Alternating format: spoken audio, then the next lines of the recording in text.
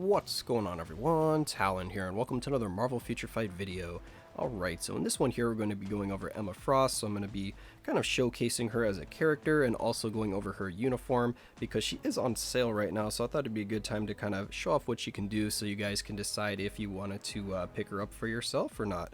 So yeah, so I'm going to start off with going over her uniform. So if you're here just to kind of hear my thoughts on the uniform, I'll be going over that first, and then after that I'm going to be showing her off in World Boss Ultimate with and without her uniform to kind of get a comparison and to just show you kind of where her power level is in terms of kind of just damage, survivability, and all of that, because I did get her when she was first released just because I do like Emma Frost as a character, because I'm just a fan of like X-Men in general, so I do like to collect all of the X-Men, so that's one of the main reasons why I got her. But she is a pretty solid character overall. She does have she has good survivability, not great, and then she has, again, probably great damage, but not amazing damage, because her damage is quite high. So anyway, with that out of the way, let's just go ahead and take a look first at the uniform here. So here's her uniform. So we have the Marvel Now uniform for Emma, and the uniform bonus is going to be a 35% chance when attacking to apply incapacitate to the enemy, or incapacitation, which is going to be removing all the active buffs from the target. It's not going to be working on world bosses in World Boss Ultimate, which is where it'd probably be the best, but you could still take advantage of it in PvP and in Shadowlands. So it does have its uses, and it is when attacking, so a lot better than when hit. So yeah, not too bad as an overall bonus. And she's gonna have 3 of her skills changed here. So we have the illusion stab, her third skill being changed, and it's going to be adding an illusion to it, which is really nice. So the illusion is going to be 85% of her stats, so overall pretty nice. I do like having summons because it is going to be able to pull aggro, so that's really going to help in her survivability. The 4th skill, we don't have any text changes, and the 5th skill, it looks like there is no textual changes as well. So let's go ahead and hop right into this skill preview and see what these 3 new skills look like in terms of their animation. So the 3rd skill here, we are going to now have an iframe on it, which I really like. So I do like having that iframe. If you let the skill play all the way through, it will add some damage, but she is out of the iframe for the damage, so generally you're going to be canceling it long before you get that kind of ice spike or that diamond spike that she's going to be shooting at the end here, because you pretty much just want the summon and you just want to be activating your diamond form as the main use of this 3rd skill. But I still really like the skill change because we have this iframe here, which is going to be really nice in helping out with her survivability, and of course the summon there is going to be pulling aggro, so that's really good. And it does say that the summon reflects damage back. It's probably not going to be very noticeable, but I mean, it can be nice. Maybe in PvP you'll notice it a bit more, but especially in World Boss Ultimate I didn't notice any of that reflect damage.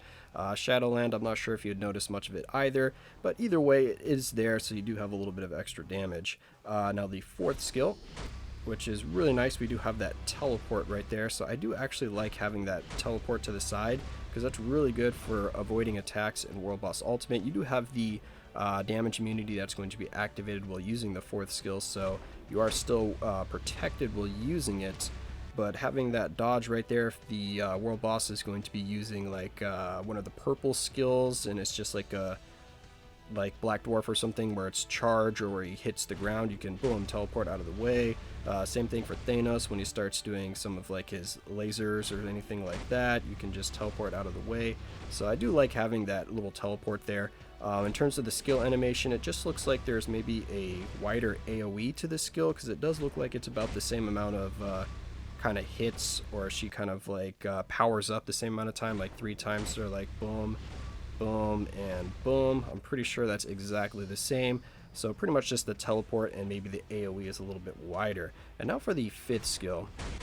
5th skill is really nice now. I like this 5th skill. So a lot more AoE, and just the animation is really cool. I do like the animation on this 5th skill. So yeah, I'm a big fan of all of the changes to her skills here. They really do help out in terms of survivability, having that extra iframe. The 5th skill is going to add a lot more damage because you do have a lot more kind of AoE and lingering damage than before. So yeah, really nice. And also you can of course cancel out the 5th skill, so just go boom and then cancel it right away and you still get all of the damage. So you can cancel that skill immediately and still get its full effect, which you were doing pretty much before with her base form, or without the uniform. You would pretty much cancel out the 5th skill right away anyway, just to get the kind of right when she summons her illusion, and then you yeah, just hop into your next skill. And it is still at the end of the 5th skill that you get the mind control. So as you can see right there is where you get the mind control. So you do have to let it play all the way out to get the mind control, which is kind of annoying. I would like the mind control to be activated like a little earlier, like maybe during the iframe. It is kind of at the end of the iframe, but it just kind of hurts her a little bit in World Boss Ultimate, because not having that mind control right away, she could get interrupted quite easily, because I found a lot of times I always do 5 into 4, so I'll do the 5th skill and then boom, and then while I'm doing the 4th skill, or the 4th skill is like just starting up, the World Boss will teleport or do something and it will cancel out my skills. So I do like having that mind control a little bit earlier on her. But overall, I really like this uniform, and I think for Emma Frost, this uniform is a nice upgrade. Extra damage, extra survivability. So definitely, if you have Emma built up, I would recommend getting this uniform, because it is going to be a nice boost for her. So that's going to be the uniform kind of review part of this video here. So now we're going to be, let's go. Hey, go back to Emma. Where are you, Emma? There she is. So now we're going to be moving on to kind of just the character review. So yeah, let's go ahead and take a look at her before we get into any of the gameplay clips. So for her gear here, we have some 5-star Uru on her. We have ignore defense and energy attack Uru, so kind of just standard Uru right there on all 4 gears. The last Urus are just still placeholders. I haven't put anything in for the 5th Uru on any of her gears quite yet, because I'm not sure what I want to put on her. For the skills, I have everything leveled up, but of course the main skill you want to level up is going to be the 3rd skill, to get that all defense, all attack, and to decrease all damage received, because none of the other ones, well, you can get the decrease their mind resistance here from the 5th skill, which is really nice as well.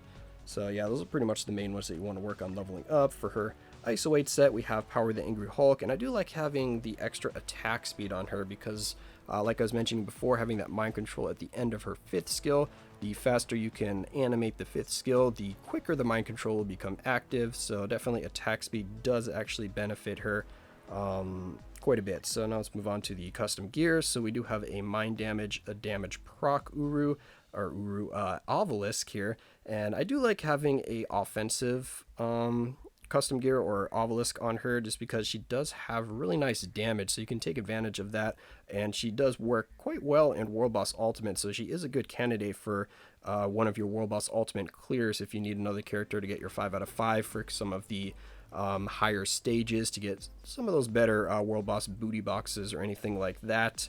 So yeah, having the damage proc and mind damage I think is really good on her. You don't need immune to guard break, just because getting that super armor from your 3rd skill is going to be active pretty much the entire fight. You can reliably keep that up.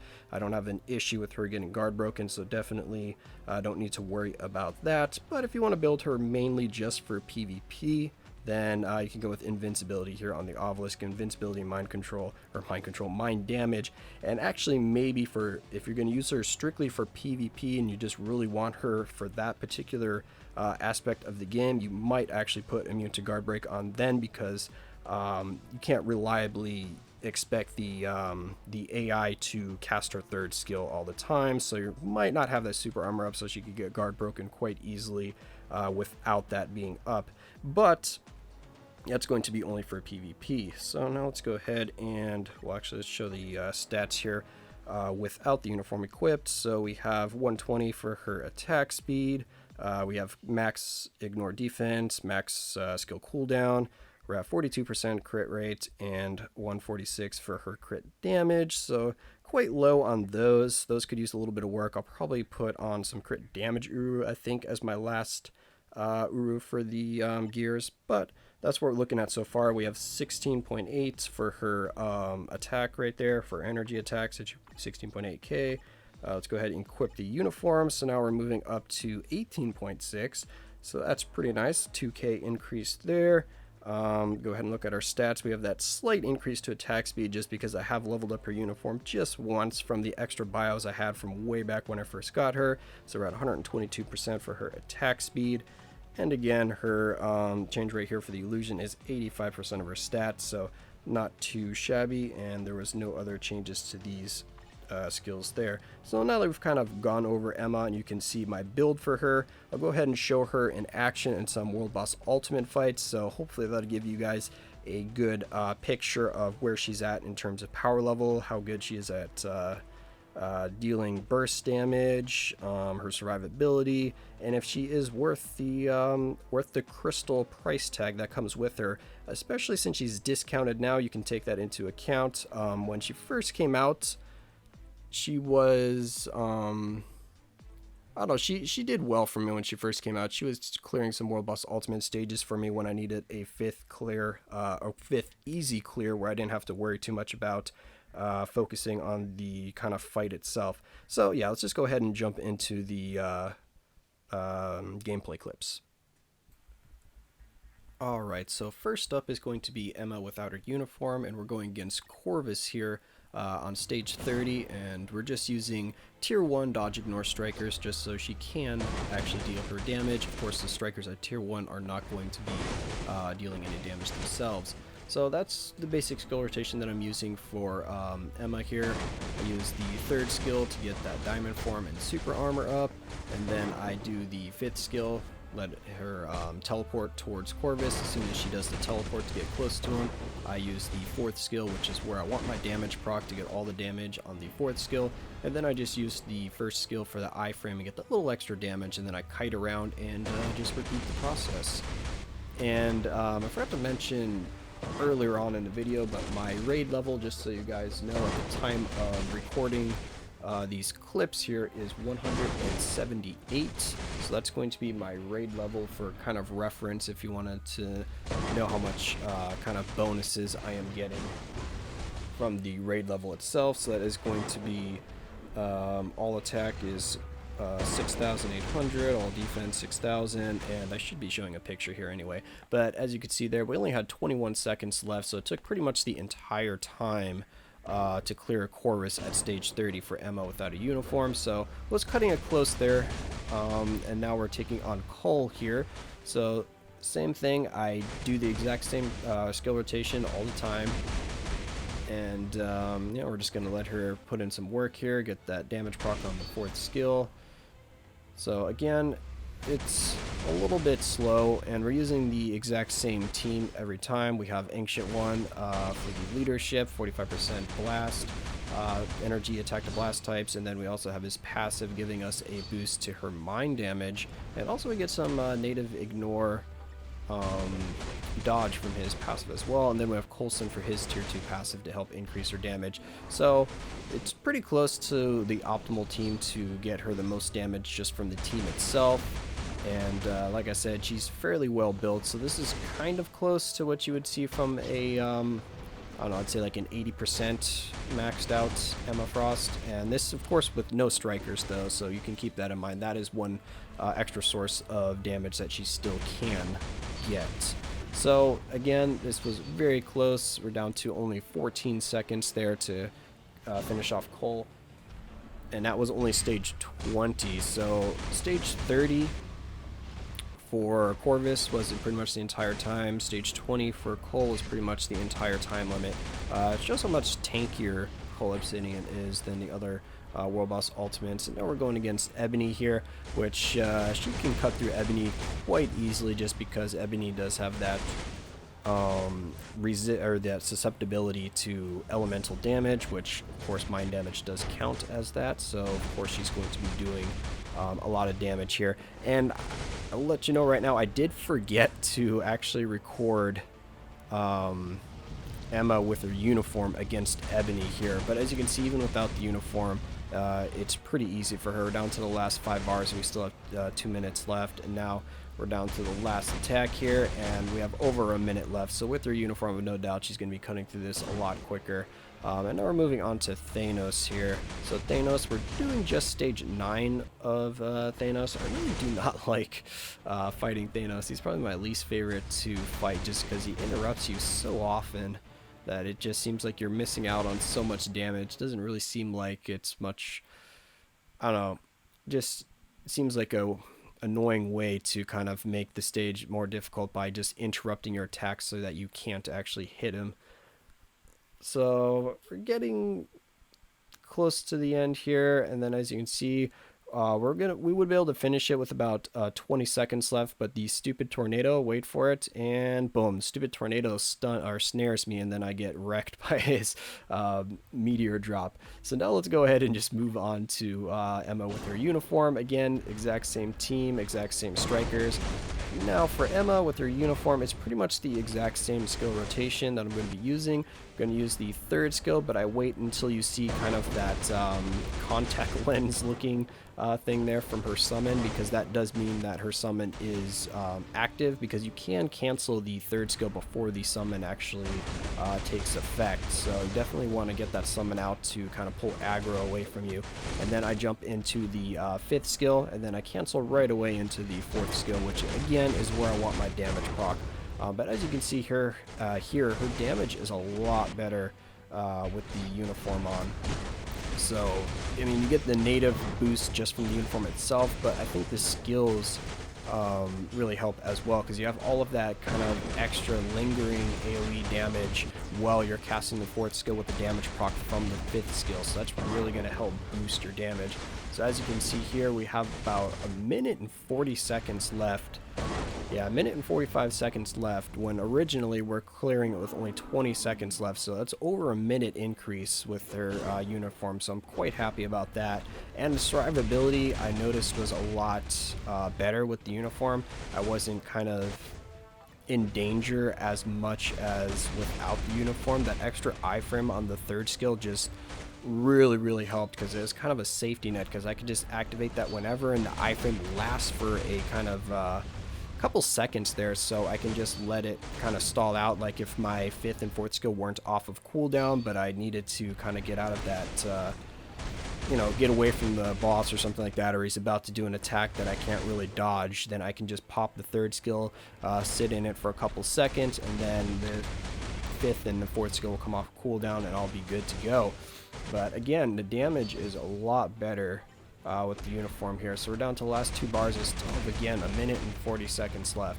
So pretty much the same thing, about an extra minute was added on there. So the uniform definitely is really nice for a damage boost. And the survivability, I mean, her survivability is kind of here and there. You get, because you have an 85% damage reduction from the third skill, but again, I don't notice that a ton. But a lot of these world bosses, you're taking a lot of damage from their kind of like AoE or their dot effects, so like the bleed, the poison puddles, and those kind of things. Because when I got hit by cold just once, that bleed damage was like more than half of my health. Same thing with Thanos here. If we get hit by his bleed or stand in one of the poison puddles that he summons, or one of the kind of electric or flame puddles, your health just starts melting from that dot damage. But again, I found it just to be significantly easier to play with the uniform in terms of staying alive. I found that the damage was a lot better. As you can see here, even against Thanos, we're doing a lot better. And we do actually make it to the end here with Thanos, and we still have like I think a minute and something left as well. So it's pretty much the exact same thing.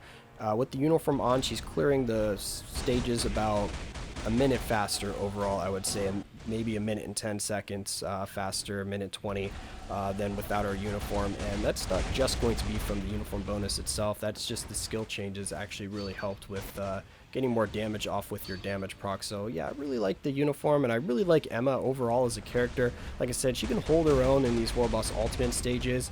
Now at the discounted price, I Personally, I think she's worth the price, but you can decide based off the clips here. So if you saw enough that she's impressed you and you want to build her for yourself, then feel free to pick her up. If not, then hopefully this helped in deciding, either way for you, if you wanted her or didn't want to get her. So yeah, that's going to be it for this video. I hope it helped, and yeah, I guess I will catch you guys in the next one.